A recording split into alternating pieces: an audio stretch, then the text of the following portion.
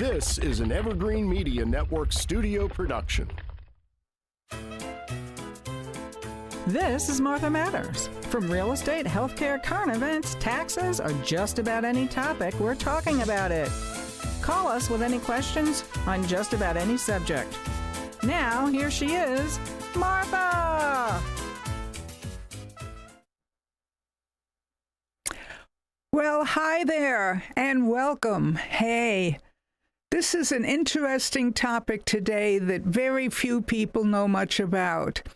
So I hope we all listen carefully and are fascinated by it. And it's about no one less than Putin, Vladimir Putin. He's been president of Russia for a long, long time. And in 2020, he made himself a bargain. They have a policy of no president can serve more than 2 6-year terms. That's 12 years. Putin has already served 12 years, but you know what he got in on? In 2020, and this happened during the pandemic, so most people didn't bother watching the news, including those in Russia. They were all concerned about COVID. And what happened is they reorganized the voting system. So literally, they said that he's president for 3 years, but it doesn't fit the 2 6-year term. So starting 2024, which is this year, they're having a vote in communist Russia for 6 years, for 24 to 2030, and he's eligible for the second term, 2030 to 2036. Now, Putin is 71 years old now. You can do the math. By 2036, he will be much, much older than Biden, and I doubt if he'll be president then. Why do I say I doubt? The average age of a male in Russia, unlike the United States, is 73 years old. The average age, which means half the people die earlier and half the people die later than that number. Now, that's real interesting because in the United States, it's much higher. I think it may have something to do, I'm not going to dwell on it. They drink vodka every single day, every one of them. As we have pointed out in the past, vodka may help reduce cholesterol, but it also helps destroy your liver. And most people don't have one drink and that's it. If they're stuck on it every day, they'll easily have 2, 3, maybe even 4 glasses of vodka during the day. Well, that destroys the liver. And I really think that has a lot to do with the shorter life of a male. But getting away from that, there are other features of Putin. He's only 5 feet 7 inches tall, which isn't bad. We have a lot of guys like that. It's certainly not a midget or anything. But it's within a ½ inch of what historians have called the Napoleon complex, where people act extra aggressive, extra temper, extra hard because they're not the tallest guy around. They lack a little bit of that self-confidence that a taller person has. And I find that interesting. The jury is out. They don't dare say that's Putin. Maybe it is, maybe it isn't. But the way he acts toward the United States, I'd say there's a little Napoleon complex in there. But I'll let you decide that one. Also, he was married in 1883. 1983. Excuse me, that's right. 1983. And he had two daughters, Maria in 1985 and Katrina in 1987, 2 years apart. You may have heard about the daughters a while back during the pandemic, but outside of that, you don't hear from them at all. Now, this is the real difference. There are two departments in the Russian federal government. The State Department, they call them chambers, state chambers, and the Parliament chamber. Either chamber can elect a president or decide who's going to go on the ballot. One person goes on the ballot. Then it goes out to the people who vote yes or no. And I really am not sure how they keep their records with those ballots. Make sure the majority is yes as opposed to no, or they keep accurate records. I don't even know if the records are private or you just click yes or no by your name so they keep a record of everybody. I think that's basically how they do it. And so their voting doesn't amount to a whole lot. But I want you to know the people that choose it are the magistrates, what I call the magistrates, the elected officials in office, and they're not all elected. More than half of them, actually in Russia, 2/3 of them are appointed. So they're not elected by the people either. And they choose who the next president is going to be. Does that sound familiar? Well, it should, because only a few weeks ago, some appointed magistrates or attorneys or attorney generals in a few of our states tried to keep Trump off the ballot. That's doing the same thing as what Russia does automatically. It's called communism, not democracy. I talked about all of this in my last presentation, which you're welcome to listen to, but I want to reemphasize that in Russia, the people can't choose who the next person is. You have a movement going on where people are trying to fight Putin, but the only way they can fight Putin is to get rid of him and demand that their State Department appoint the person of the large movement. But they cannot get someone else on the ballot by signing petitions, by publicly having demonstrations or rallies like Trump and Biden do. That is all very prohibited. And we were moving that direction until the court came out in our country with that 9-0 that no magistrates of any kind, whether state government or certainly state government and certainly federal government, cannot pick and choose who is on the ballot and not on the ballot. The people do. And that's the one big major difference that this country has. And with primaries going on now and election next fall, you better make good use of your vote, because it's the one thing that sets you apart as an American citizen that no other country has to the level that we do. So getting off of that soapbox, I want to tell you a little more about how Putin has organized his country. Believe it or not, the United States is still, as of 2024, worldwide, the largest exporter and supplier of goods. Evidently, we supply the world with 31% of what's manufactured here.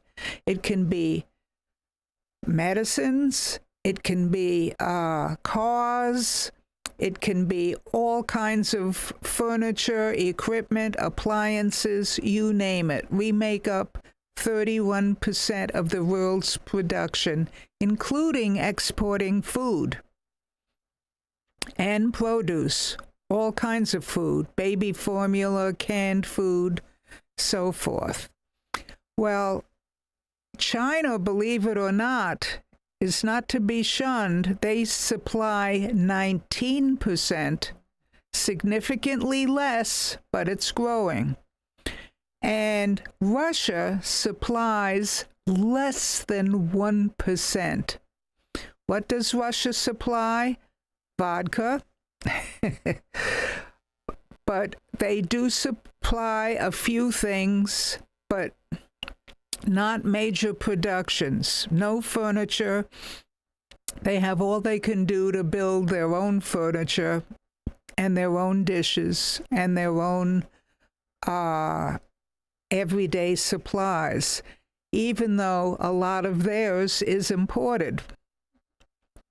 Now, less than 1% isn't much, but the big thing that we all know that they do export, and it's like 90% of the federal economy, is oil. And we all know about that. Now, I find another thing very, very interesting. I went to Russia as a tourist with Viking Cruise Lines. It was very nice, but I went pre-pandemic, so it's a while back. It was like 2018. And two things. When we had dinner on the boat, nobody could have seconds of Russian meals. They were very limited. Even back then, when there was no drought, no atmospheric catastrophe like flooding or hurricanes. That is the way it is there all the time. They're very tight on food after they lost Ukraine. Ukraine was their breadbasket, literally. They got their flour and barley and all kinds of crops from Ukraine before they broke away. And Russia has another problem with food, a big problem. They don't have the know-how, the electric, the engineers to make use of their water. They have more water than any other country in the world. Natural resource water. Wells all over the place. Siberia has lakes and rivers that are not even tapped into. Why? Because they haven't built the roads, they haven't built the infrastructure, they haven't built any of the processing needed to bottle water and export it. But that's a free commodity they could have, but they don't have enough power, know-how, and money to get started on processing and exporting it. Now, I think that is real significant.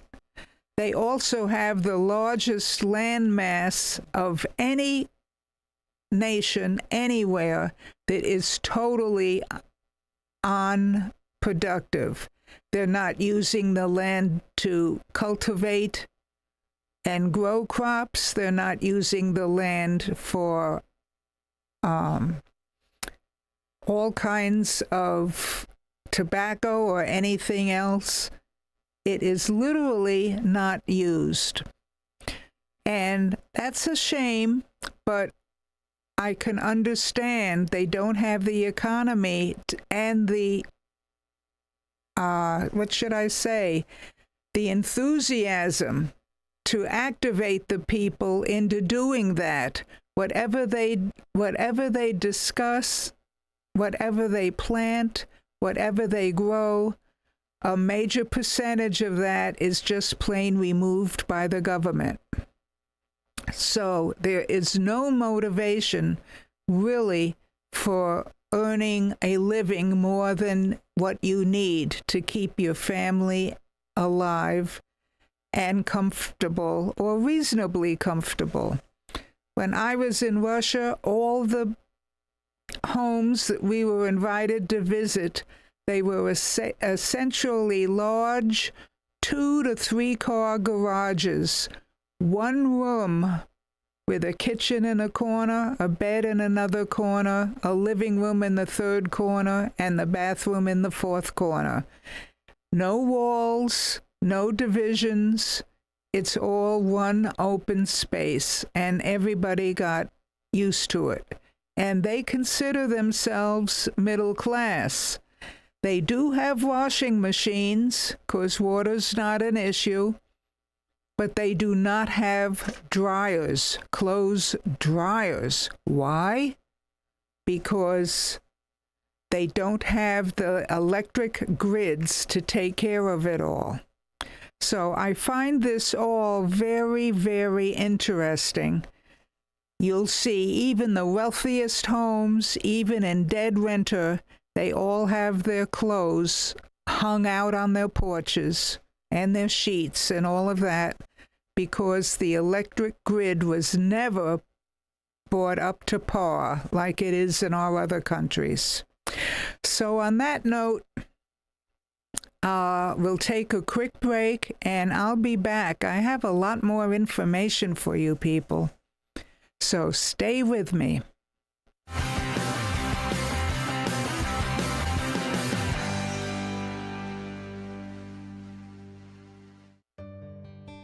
I want to introduce you to our main sponsor, Highland Plaza, located on US 1 on the east side of the Highland Drive traffic light.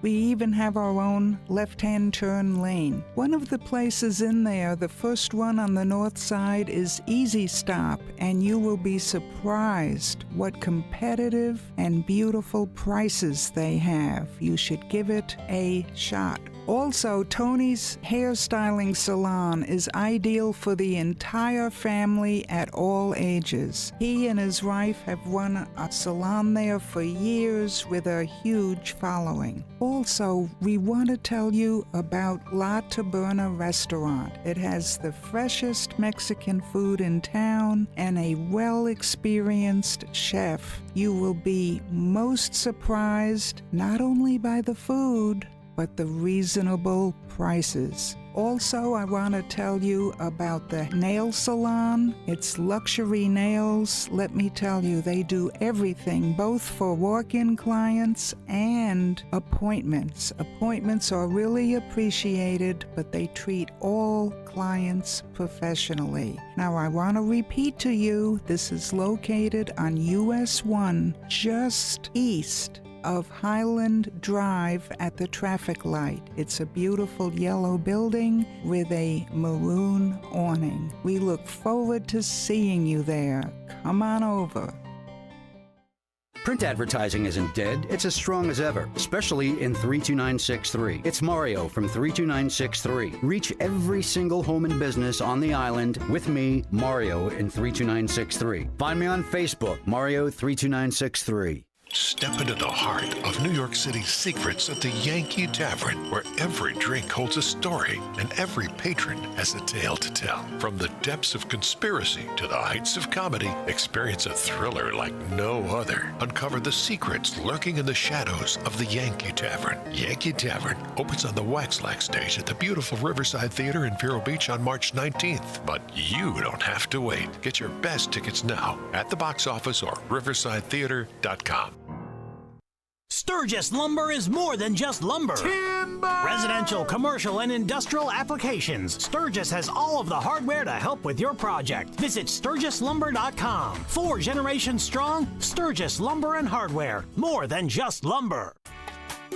At Sunshine Furniture, our 35,000 square foot showroom is filled with the largest selection of in-stock coastal furniture on the Treasure Coast. Dining and bedroom sets, occasional tables, sofas, sleeper sofas, love seats and chairs in all the latest styles and colors from Tommy Bahama, Lexington, Hooker, Riverside, Universal, Four Seasons, Braxton Color, and Capri. We're the outdoor furniture experts and have hundreds of styles of any patio furniture you need, including a gallery of Berlin Gardens and Bollywood. We specialize in fire pits, outdoor rugs, umbrellas, and replacement cushions. Sunshine Furniture, 1295 US 1 in the Publix Plaza, Vero Beach. Family owned and operated since 1991. Don't forget to visit our outlet store directly across the street, filled with lots of name brand closeouts and sale items. Visit our website at sunshinefurniturecasual.com. Sunshine Furniture, the best in every way. Ooh, have a sunshine day. Sunshine. Here we go.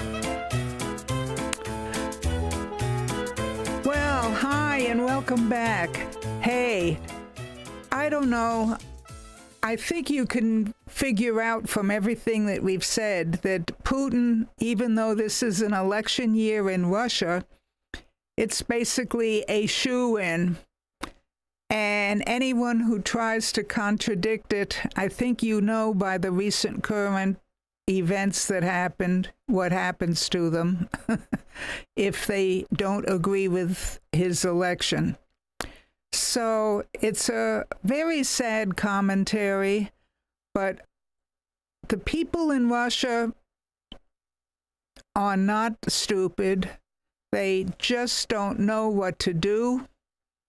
And just like a lot of the Palestinians, I think every one of them want peace. They don't want to continue this war. They don't hate the Jews. Some of them are even employed by the Jews. But the people in charge are wrecking it for all the citizens. And Putin is no exception. Hamas is no exception. And we ought to know that for all the years that Putin has been in his office, he has not raised the quality of existence for what they call a middle class, which isn't as well off as our poverty people. Even our people who are on total welfare and disabled, even that they have ability to wash and dry their clothes with help and can keep a clean residence if they choose to do it. Everybody doesn't have that privilege that call themselves middle class in Russia. And it's very sad. There are many of them claim to be happy and will open their house to show to us as tourists. They're proud of it, but they are not nearly as well off as other countries. So keep that in mind. He's made himself a billionaire, if not a trillionaire, and many of his cabinet officials. But that's what happens in communism and socialism. The people at the top get extremely wealthy, only about less than 5% of the population, and everyone else is either poor or working class poor. That's communism. So on that note, things get pretty tight and very, very disappointing. So be very thankful for what we have, and all of you on the primaries that are left and coming up, please vote and please take it seriously. And don't try to forge your grandmother's vote or something like that because they're a little mentally out of it. Let's have an honest system because it is more valuable than anything else. So have a good week, folks, and I'll see you next time.